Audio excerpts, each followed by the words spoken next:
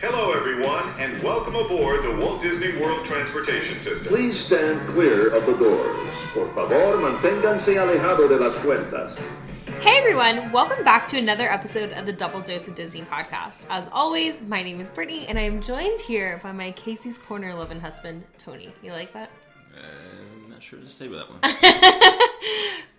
So picture this. You're lying in your resort bed sleeping, and the phone rings, and you answer, and it's Mickey with your morning wake-up call. Hey, this is Mickey. And he's reminding you that it's another day that you get to spend in the Disney parks. So, on this week's episode, we are going to be talking all about how to start your day in each of the Disney parks. Of course, there's never like a wrong way to start a park day at Walt Disney World, but sometimes having a good strategy in place just kind of helps to start the day off on a less stressful and more relaxing note, you know? No, and we'll get into it, but a lot of these have to do with, like, if you have reservations for rides, first thing, you don't have much choice, but we'll tell you what we like to do, how we do the do. Yeah. When we do it. Yeah, and, like, some of these things we have learned just kind of, like, by, like, happenstance, you know? Like, we just kind of stumbled upon it, and then we're like, oh, actually, that does make sense. Like, for example, I think at Magic Kingdom, I think we'll both say, like, the same thing. But, I don't know. It's just, if you go to Disney and you go first thing in the morning, you go where everyone else is going, it can start your day extremely overwhelming and just kind of flustered. Whereas if you kind of go the opposite route of what everyone else is doing, you get ahead of the crowd. I don't want to say it like that. But you just have a more relaxing time. Well, and we're going to debunk the whole rope drop thing. Is it worth it, and is it not worth it, and what parks to do it in? Yes, that's true. That's a good point, too. Mm-hmm. Yeah. So without further ado, shall we? Let's start at Magic Kingdom. So what do we do Magic Kingdom? Are we going to go before we get there, or when we walk in? Whatever you want to do. How we get there? We can do... Well, how we get there kind of depends on the resort you're at. Yeah, I was going to... We'll touch on that. So Magic Kingdom, you may not say this, but lately we like to start a little bit later. Yeah. Because you're at Magic Kingdom all day long. It's not like other parks where, you know, right. Hours are cut short. We like to go typically, 9, 10? It's 9 is usually when Magic Kingdom opens, so we get there about an hour later at 10. Yeah, so we like to show up a little bit later. We get to stack our lightning lanes. Right. Yeah. And then, but like, when you go a little bit later, the only thing that I will say is if you go a little bit later, sometimes you miss, like, we've never gotten to see, like, the Main Street vehicles, which are old, like trolley cars and things like that driving down Main Street. They only run for the first 30 minutes that the park's open, so we missed that. But we haven't seen them later lately.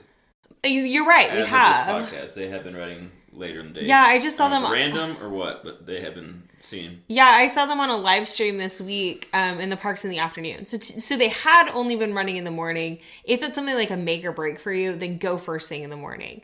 But if not, Magic Kingdom is the park that opens at like 9 and usually stays open the latest. So you don't, like Tony said, you don't have to necessarily get there roped up unless you're just ready to get to the park. Yeah, so we like to get we do Genie Plus. We buy it for this park because you definitely want it for Magic Kingdom. There's the most rides, and if you want to try to get as many done as you can, you pretty much have to do it, or you're going to be all day long waiting in lines, and you're not going to have as enjoyable experience. Right. So we like to stack them. So stack where you can purchase at 7. Speak to me. Talk to me. And then 2 hours later, right before we get to the park, we have another one already stacked. We're walking in? No. So the rules with Genie Plus, you can make your first Genie Plus reservation at 7 a.m. and then your second reservation can be made either when you use the first one or 2 hours after park open. That's what I said. You said, as we're walking in. Well, usually 2 hours later, so by the time we get there, we already have 2. But the park has to be open for 2 hours. So, for example, if like Magic Kingdom opens at 9, you wouldn't be able to get your second ride reservation till 11. When we get to, so the funny thing is when we get to Disney World, I always say I plan everything on the front end and Tony takes over, especially at Magic Kingdom. And I am very like type A naturally in life, but I will say when I'm at Disney, I just kind of want to go with the flow. And Tony, I'll be like, hey, it's okay. We don't have to have a Genie Plus Lightning Lane reservation right now. Because Tony's like, okay, we can do this one. We can do this one. He like gets hooked on like playing the game of it. You can say that you're not going to cruise across the park as many times as you jump before you get there. But then when you get there and you're in the moment, it's like being in the ball game. You're there. So you're going across the parkway. If there's something that's got a short wait, we're there. No, but the thing is okay, so what way are we going to start our day at Magic Kingdom? So for us, we don't rope drop. Right. But do Currently. we go to a specific area of the park typically? So pending if we have a coffee, we'll grab a coffee first. Yeah, so like something that we learned, like I said, this is kind of just like a by chance thing we did on our first trip.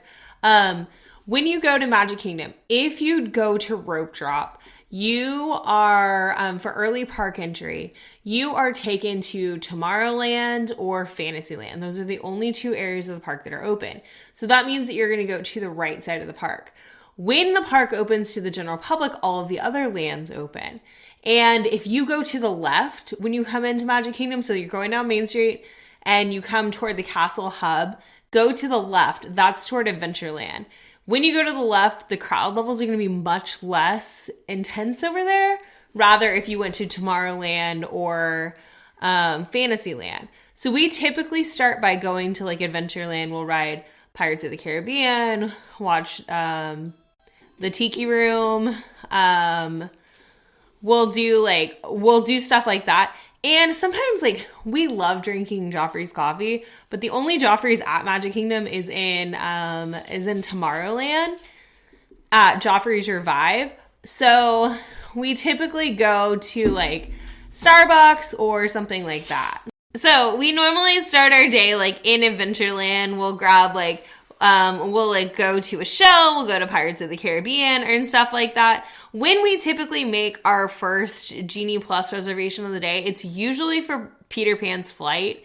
And we're going to do another episode talking about tips for Genie Plus. But we tend to make our first Genie Plus reservation for the day, like later in like early afternoon. So like we'll do Peter Pan's flight. Peter Pan's flight typically gets like a longer wait and it sells out quicker, or not sells out, but like books up quicker. But I remember us like making it for like 120 or something like that, to where we after the park had been open for 2 hours, so at 11 we can make another ride reservation and then have them stacked throughout the day.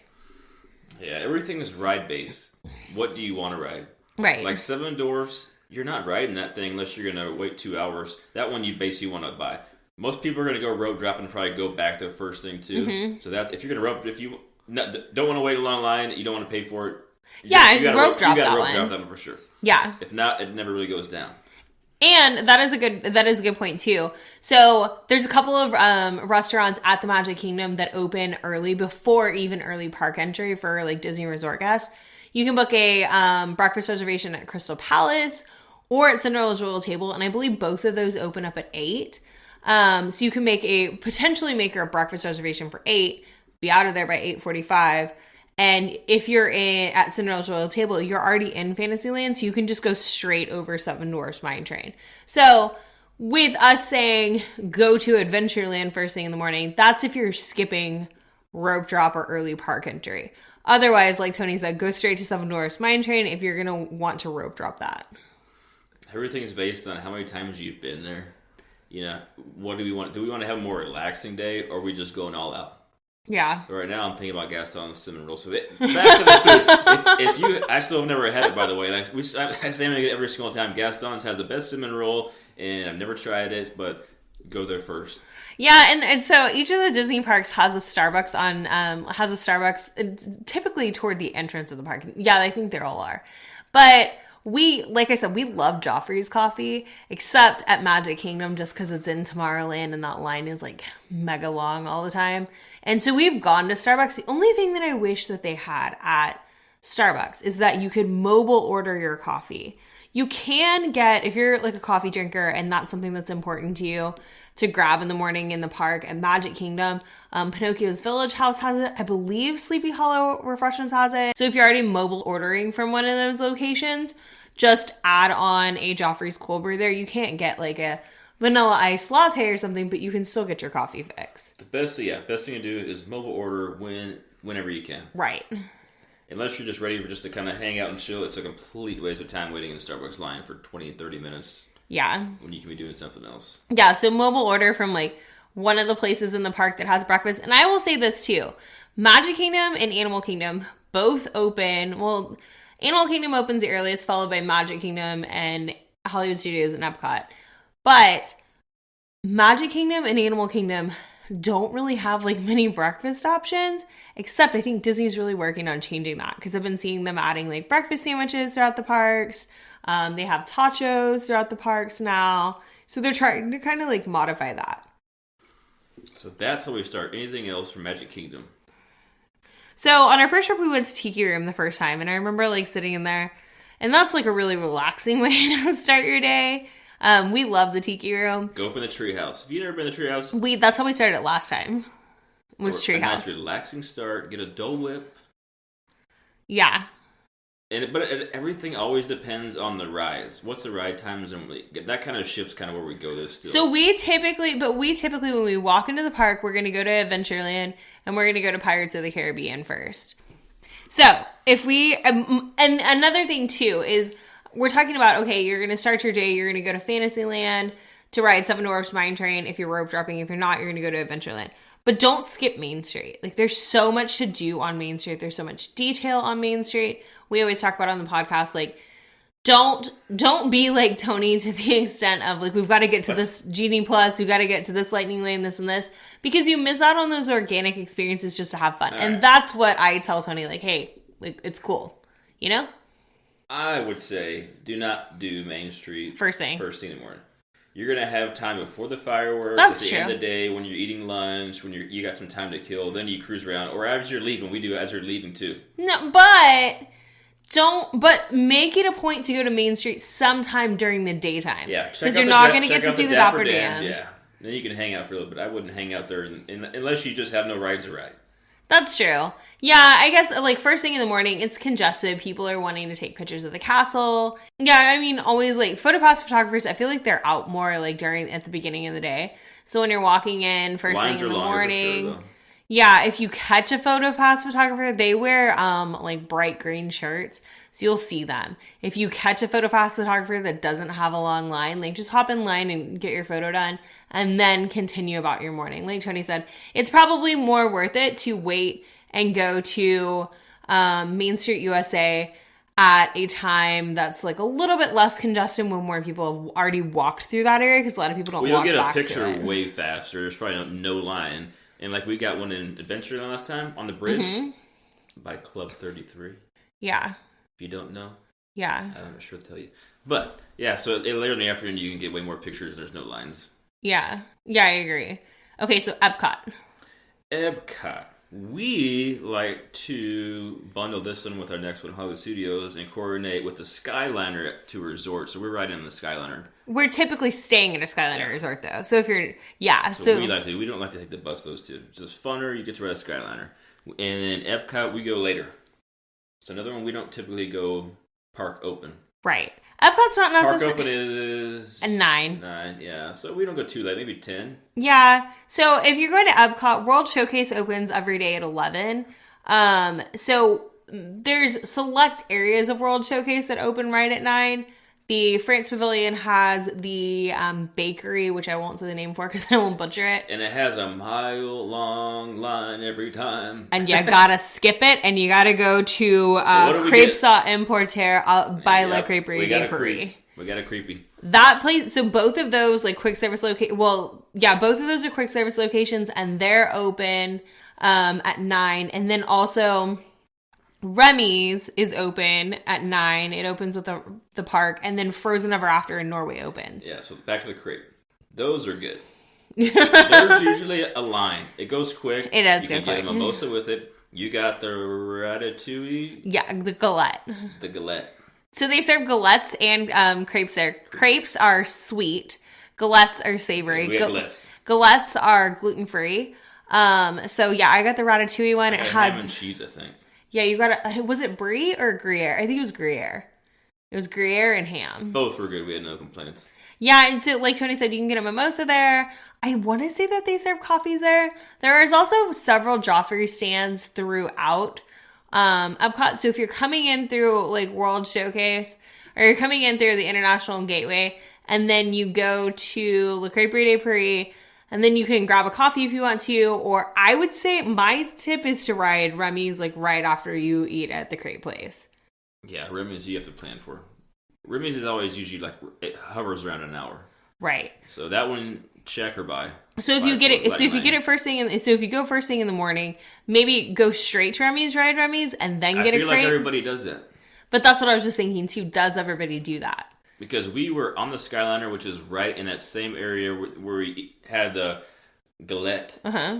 And we didn't attempt to even do that. I don't know why we didn't. Maybe it was a long line. No, I think we just wanted a crate. we just wanted some food. We went to the bakery and it was, I don't even think we could get the door. Yeah, I remember we walked into the bakery and everybody is looking at all of these nice baked goods. And I've mentioned before, like I don't eat gluten, so I'm always looking for stuff that's gluten free. They have some things that are gluten free, but not a lot anyway. So I was like, we've always wanted to go there, so we were just looking. We saw that the wait was forever long. I said, oh, there's this crate place.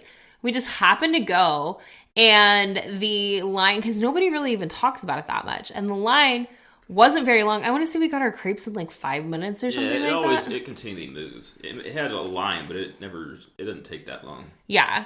So. Another tip. When you're in a park, where you start, explore where you're at. Yes. Like in that area, like you have the Beauty and the Beast sing along, those things in that area, like in this instance. Like do what's around you instead of just cruising to something that you wanted to do, unless you had a reservation for a ride or something, because then it's already done. You're right, but I think what I was saying is like I think that, so let me look it up and see. For World Showcase, it doesn't open till 11. Time pending, yeah. But I mean, as a rule of thumb, like cruise around where you're at, the whole zigzagging does kind of, it takes a toll on you. No, Epcot. And I have talked to Tony. Yes, Epcot has like the most space to walk.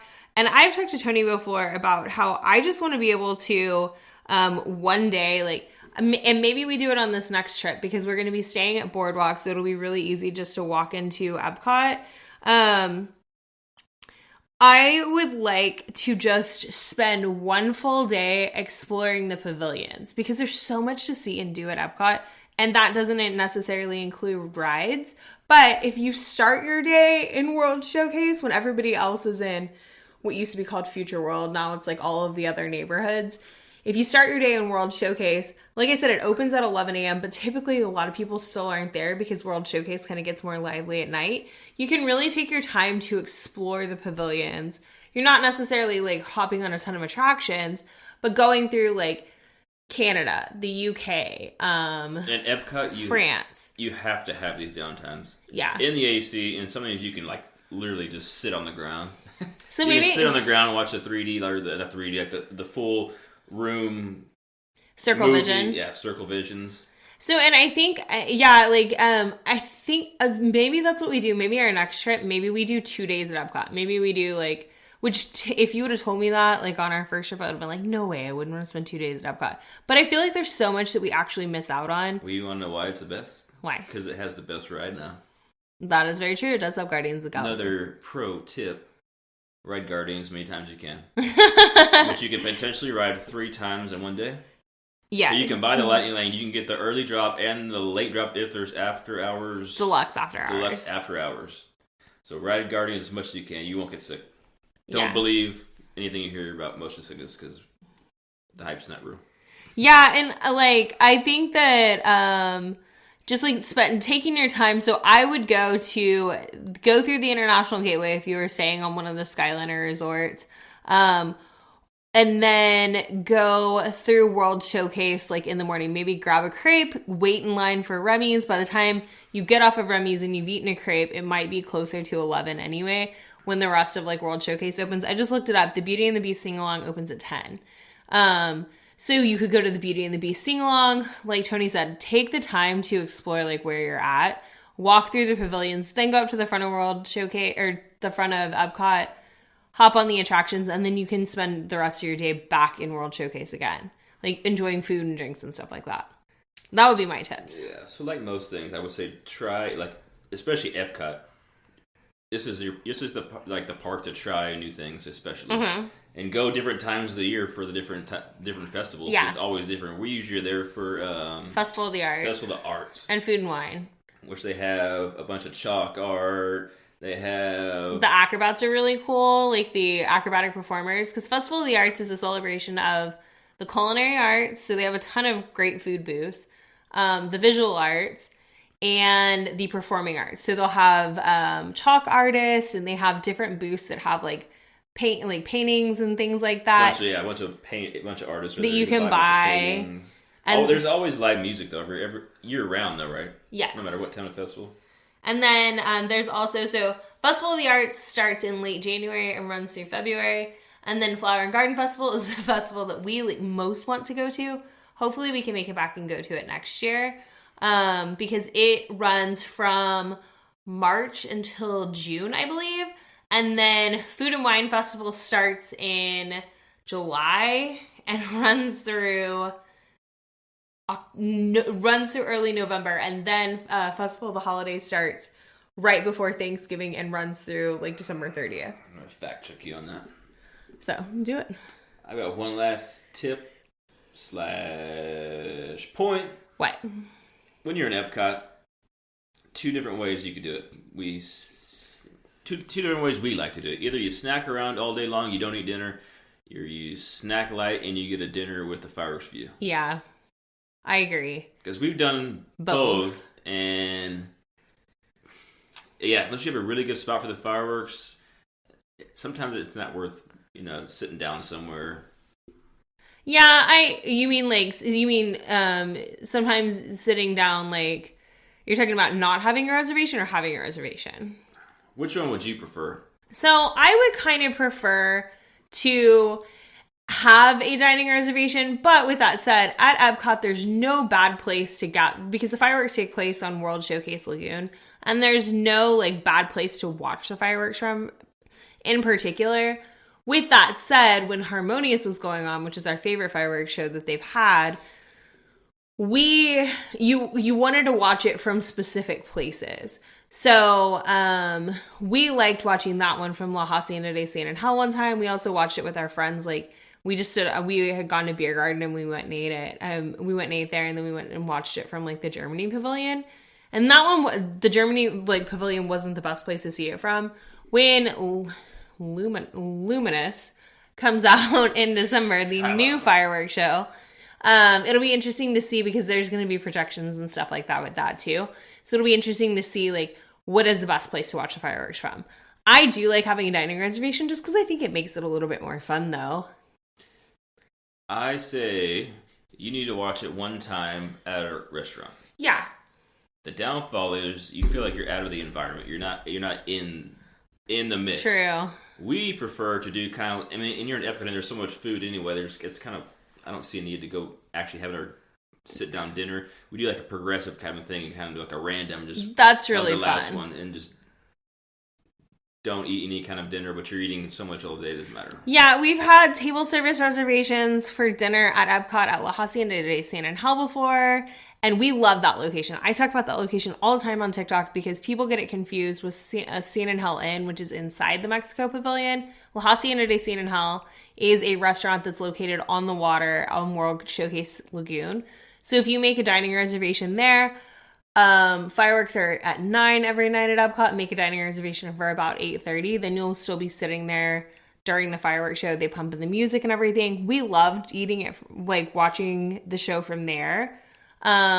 We've also eaten at Spice Road Table, and we liked Spice Road Table, but I don't think it's the best place to watch a fireworks from. I wouldn't pay for a fireworks dining package there. So now we told you about our entire day. We're not just starting now. This is our entire day at the parks. So is that what we have for Epcot? Yes. Do we have any other points, tips, tricks? No, that's all I had. Pro tips? No, that's all I had.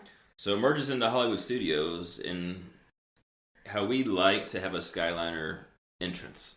Yes. But Hollywood Studios, because somebody really likes the park. It's my favorite. We pretty much rope dropped that sucker. Right. So Hollywood Studios, Tony always gets annoyed because that's the one park that I am up. Like, I'm always up early on our Disney trips. But that's one park that I'm like, okay, you got to wake up. Hey, who's the one at 7 o'clock getting the Genie Pluses? Yes, that's Tony. Me. That's but Tony. then I like to go back to bed for a couple hours because it's still a vacation, which we And I'm like, hey, to get up Hollywood early for. Studios is open. Hollywood Studios is opening. We have to get there. Because, like, I want to move into Hollywood Studios. Before we get into it, 7 o'clock pro tip, get Slinky Dog. Yeah. That's what we always go for, a Slinky Dog. Yeah, for, like, later afternoon. Yeah. So, Hollywood Studios. So, you go to Hollywood Studios. Where do you start your day at Hollywood Studios? So Hollywood Studios, we go in and we slow cruise through. Yeah. Because usually, I think Donald's usually up there hanging out. Donald and Daisy are usually On the right side. hanging out by I think that's where you can rent the strollers from, on the, like, at the entrance to the park. They're on, like, a balcony up there, usually. So typical, I don't think we got to talk about all the locations, but typically there's a coffee involved. Depending on where we're coming from, it could have already been acquired. Yeah. If we were at Caribbean Beach or something, because they have the Joffreys. But coffee, and pro tip, order tachos before you get there. Order tachos before you get there. Tell them you're already there before you get there. So, Walking in. Go ahead. That was it. My biggest thing with Hollywood Studios is Hollywood Studios has 2 Joffrey stands. I wouldn't grab coffee from either of them. I wrote down, like, grab a coffee before you get there, because there is a Joffrey stand right outside of, like, the Pixar Place area, and that line gets forever long. On our last trip, Tony had And it does not move. No, and I don't know why it doesn't move. Tony had mobile ordered tachos, so he went to Woody's Lunchbox and got them. I went and stood in line to get a coffee from that coffee stand. He got his tachos, ate his tachos, and I was still in line for my coffee. Yeah, so I was going to look it up. Yeah, the tachos is, it's not, And they at have Woody's Lunchbox is right around the corner. They have coffee there, too. I would say the afternoon tachos, the lunch ones, are definitely better, but these are still good. It's a potato barrels, and it has gravy instead of chili. And it has eggs, scrambled eggs. Eggs. I was trying to look them up, I couldn't find them. So when you're going to Hollywood Studios, my biggest tip would be to go to Toy Story Land to start your day, because a lot of people go into Galaxy's Edge first thing in the morning and they want to rope drop Rise of the Resistance if they didn't get an individual lightning lane for it. So I would go into Hollywood Studios, start your day in Toy Story Land, just like Tony said, mobile order. Tachos, they also have, like, Pop-Tarts there, like, they're gourmet Pop-Tarts. They're not just, like, the cinnamon Pop-Tarts. There's I want to say that there's a bunch of different things you can order from there. You're forgetting the whole reason why the parks are there. You're right. I forgot, and it's one of my favorite attractions. Nobody goes to. Walt Disney World. Walt Disney's one man's dream. So this is one, in a perfect world, if you're setting it up, an iconic how you should do Disney, you should go check this out. Basically it's in a nutshell, it's a museum, artifacts, tells you about the parks, right at the corner where that Joffrey's is, and then after there's like a little clip. There's a 10 or 15-minute little clip on. Yeah, so it's a Walt's life. It's a walk-through museum of Walt's life, and it starts, like, from, like, his early childhood in Marceline, Missouri, all the way up to him, like, developing the parks and what the parks are like today. And then there's like I think it's like a 15-minute movie at the end that's narrated by Julie Andrews. Pending what you have, if there's something you don't have anything to ride for 30 minutes, go check it out, and because you're there anyway. But if not, this is also when you could go when you have the downtime later in the afternoon. Right. Because like I said, just utilize where you're at, though, so you're not just cruising back and forth. That one actually doesn't open until 10 a.m. either. So what I would recommend doing is go to Toy Story Land first thing in the morning. If you don't have a lightning lane for Slinky Dog, hop in lane for Slinky Dog, ride Toy Story Mania. Also, you cannot skip riding Alien Swirling Saucers, because that is such a fun ride. It is not a carnival ride like people say it is. It is so much fun. If you haven't done it, go ride it and tell me that you didn't have a smile on your face. Go ride it and say you didn't laugh. It's impossible to do. Yeah, it's just a fun ride. Physically impossible. It's a fun ride. Eat at Woody's Lunchbox for breakfast. I just said it's not a carny ride. It's a carny ride. No. It is. If you look up carny rides, the tracks, this is a carny ride. It just has Toy Story or memorabilia on it. It's like a like so it even sounds like it. You're slinging around on like different aliens. It's alien swirling saucers. But eat breakfast at Woody's Lunchbox if you hadn't already grabbed breakfast, and then go to One Man's Dream to watch the show and walk through the museum, because like Tony said, like that's just a quintessential part of Disney. Obviously you want to pay like respect to Walt because Walt started the parks. So if you're not a Tacho fan, the next best thing, probably better, is the Rontos. Yeah, that's where What's the Ronto? Do you have a description? So that's where I usually get breakfast from, is Ronto Roasters, and I'll mobile order that too. That's in Galaxy's Edge. We just walk through Galaxy's Edge, grab the Ronto Roaster, and then we'll go about our day and come back into Galaxy's Edge later, because like I said, it's really busy first thing in the morning. So Ronto Roaster is going to be a piece of like pita bread with a pork sausage in the middle. It's like a upscale hot dog with thinly sliced pork chops with coleslaw and a peppercorn relish dressing. You can also get the breakfast Ronto Roaster, but I prefer the regular Ronto Roaster. Are they have a plant-based? And then they have a plant-based. We've tried them all. They're all good. I mean, you can't go wrong with any of them. Yeah, we've done a regular Ronto for breakfast too. You can't go wrong there. That's what I normally do. And if you're someone that's gluten-free, they have gluten-free pita wraps. Yeah, so that's what we get in the mornings. So another thing, hold the phone, that we learned probably after 2 trips of not riding is don't believe what everybody says about rides. Motion sickness, simulators, go ride it for yourself. Yeah. Because we didn't ride Star Tours, we didn't ride Millennium Falcon. I feel like there's a third, but we didn't ride simulators for a long time because we believed everything everybody said about motion sickness, and apparently we don't have motion sickness, or these rides don't give it to you because we didn't feel any of them. It also depends on where you sit. So going to Star Tours, that one I feel like you can. But if you feel like you're going to get motion sickness or you're trying it out, sit in the middle rows. Ask the cast members. Tell them, like, hey, I'm worried about motion sickness. Where should I sit? Yeah, and they'll make sure you get there. Yeah, but the middle rows, right in the middle of the platform, is basically just less movement. But other than that, golden. And when we, like Tony said, when we start our day at Hollywood Studios, Tony gets the tachos in the morning. I don't even think I tried the breakfast ones. The lunch ones, I've had the lunch ones before with Tony. But I will mobile order a Ronto Roaster. And then, so what we did last trip was we went to Woody's Lunchbox, grabbed the tachos for him, and then we just walked to Galaxy's Edge and got our Ronto Roaster. We kind of like zigzagged through the park, but Galaxy's Edge actually connects to Toy Story Land, so we kind of went that way.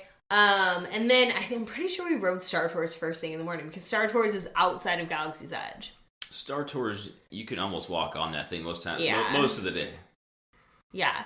So if you're trying to like cut down on the crowds and stuff, I would go to Toy Story Land first thing, because it's at the very back of Hollywood Studios and most people are in Galaxy's Edge. Like I said, spend your morning there. But it really just depends, again, like what is your priority? If you didn't get a Genie Plus reservation for Slinky Dog, hop on that. Also, Toy Story Mania sometimes gets a long line throughout the day, and that's such a fun ride. So that's another good one to do in the morning. But everything, I was going to say, it changed so much. So now there's only one fireworks show currently, one time. Fantasmic. Currently, there's only one Fantasmic show. Because when we were there last time, we walked on to Rise because there's 2 different times for the Fantasmic. That's at the end of the day. Mm-hmm. We're talking about the beginning. Still giving tips. Still giving park tips. So you can still, depending on what's going on, you may be able to walk in on. I guess they're not going to bring back 2. No, it depends on the crowd level. So like right now. What's interesting though is the crowds actually have been high. The crowds actually have been like higher lately. So let's see if they brought back 2 Fantasmic shows. There's also the show at the end of the night. I think there actually is 2 now. There's Disney Movie Magic at the end of the night. No, so today there's actually 2 showings of Fantasmic. So 8 p.m. and 9:30 p.m. When you're there, take a look on your Disney World app on the My Disney Experience and look and see how many showtimes there are for Fantasmic. Because that can also help you, like Tony's saying, prioritize what attractions you should do during the day. If there's 2, go to the later show and go ride Rise. when Right. everyone's out. Because most people are going to go to the first one with the little kids and they're going to take off. Yeah, and so we had, on our last trip, we actually bought an individual lightning lane to ride rides. And because we normally don't ride it if we don't have an individual lightning lane, just because we don't want to wait in line. And then, like Tony said, we went to the second showing of Fantasmic while everybody was at the first showing. And we waited 20 minutes Pretty much just for kind of rides. walk through. So last but not least, we have Animal Kingdom. What do we do? When do we get there? How do we do? So Animal Kingdom, you're going to have to get there by bus transportation no matter what. Wah, wah. But, I love the buses. But... we always grab a coffee at the stand outside the parks before we go in. There's also a Joffrey stand inside the parks. It's called Andapur Coffee and Tea Company. That's toward the back of Animal Kingdom. So we start our day walking into the parks with a coffee. And then we always go to A Bug's Life because we love that show. You gotta take your picture with the tree. Oh, true. As you do the Magic Kingdom with the castle. But If the macaws are flying, you can also watch them. I'm like terrified of them. I don't really like birds anyway. Nobody loves birds. And on one of our trips, we were standing there and all of a sudden the macaws took flight.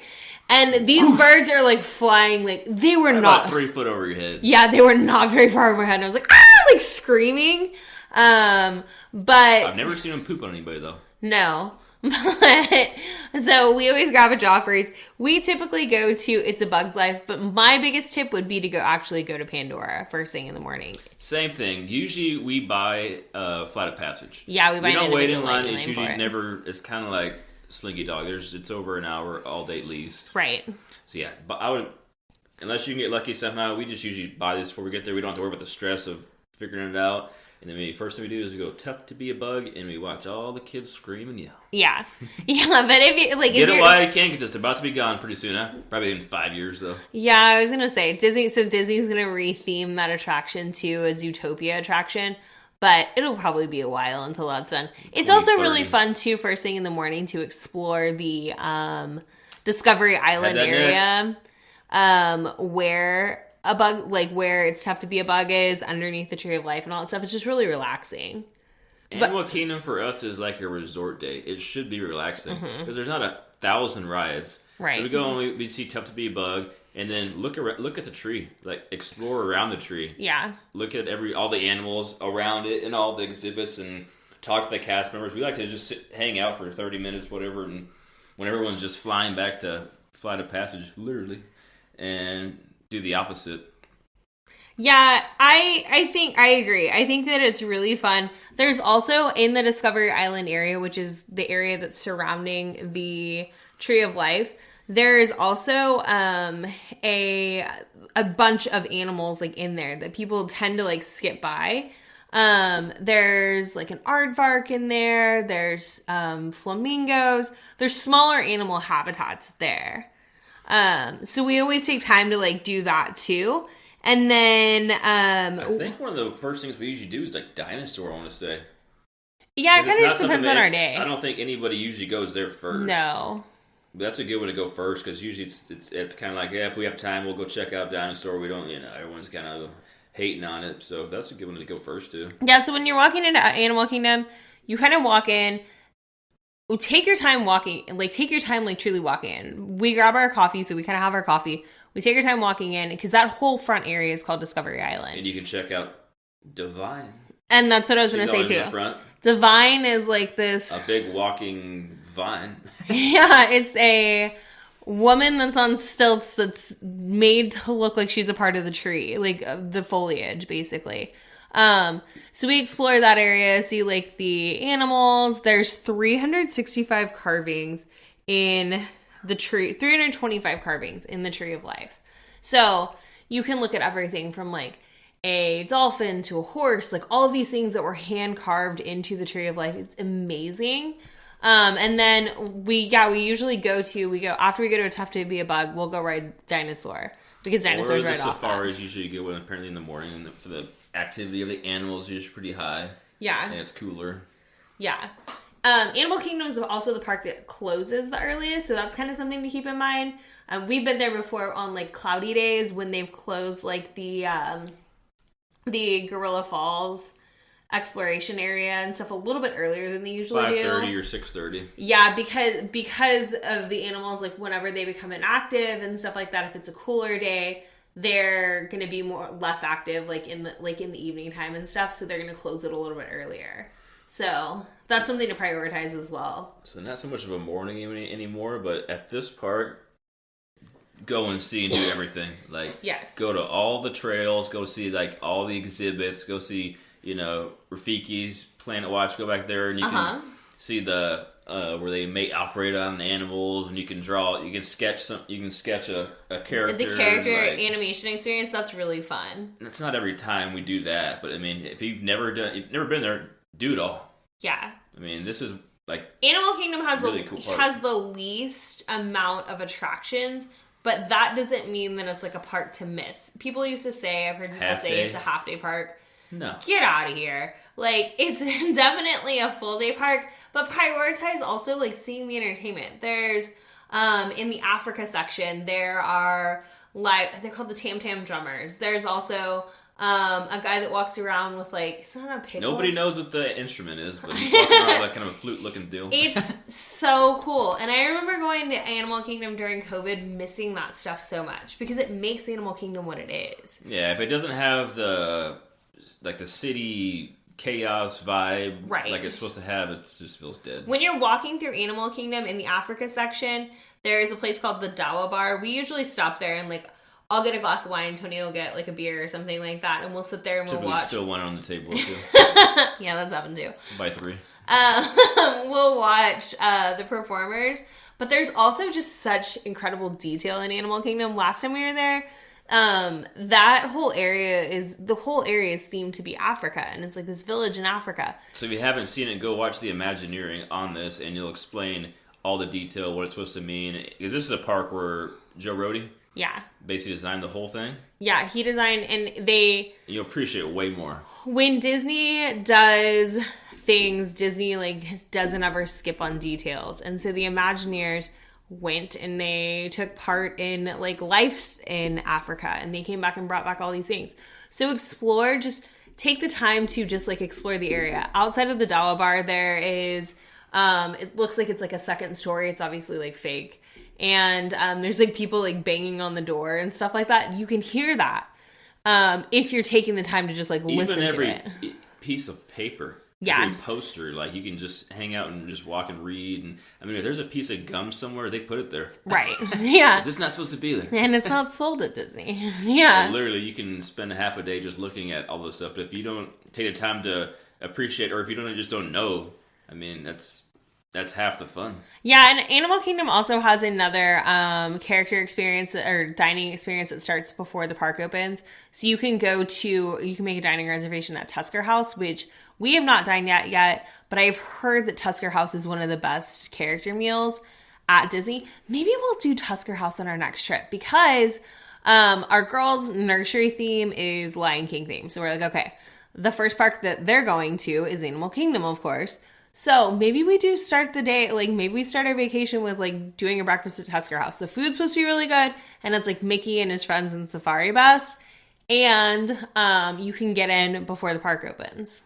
We'll probably have it scheduled and reserved, but we probably won't go. Why? We are famous for having too many reservations, and we usually skip out on at least 2. It's not a bad thing, because you can do that now within 2 hours. Yeah. So, yeah, have your reservations, but it's not, I know, we haven't done haven't done any character dining yet. So I want to take the girls to Topolino's. I also want to take them to Tusker House. Obviously, they're going to be like 3 months when we go, so they're going to be like, whatever, Mom, like I don't really care. But I think like I've heard that the food at Tusker House would be really good. It's like African and American food. So that could be a great way to start your day too, if that's your priority, to like get into the park first thing. And then Africa is closest to Pandora, so you could walk into Pandora. Last thing I got, closing that out, is sometimes we always do, is we like to do dinner after this park. Yeah. It closes early. We like to do kind of like a random transportation, flip a coin where we go, what we what we eat. May change in the future, but that's a fun one to do if you can. Just pick a, pick a resort, pick a whatever restaurant, and just do it. Yeah, since Animal Kingdom closes the earliest, like Tony said, There's not a fireworks show there, of course, because of the animals. So it's just like projections on the Tree of Life. And I wish they would have something new. I know. Well, they used to have the coolest show at Disney called the River of Lights.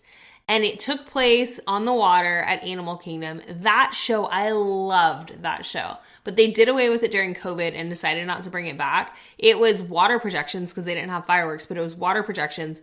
There were timed to music. There were also like boats out on the water and stuff. It was such a cool show. The Avatar Land is almost more of a show than the tree now, I feel like. True. The tree is really cool. True. But seeing Avatar at night over there and all the sounds and everything, it's almost the same thing. Yeah, so if you haven't gone over to Pandora during the day, save it and go in the evening time. You could also hop on Flight of Passage at the end of the day. And then... Avatar Land. And then Avatar, when, like, World of Avatar, like, as this daylight ends, it's just the land lights up and it's amazing.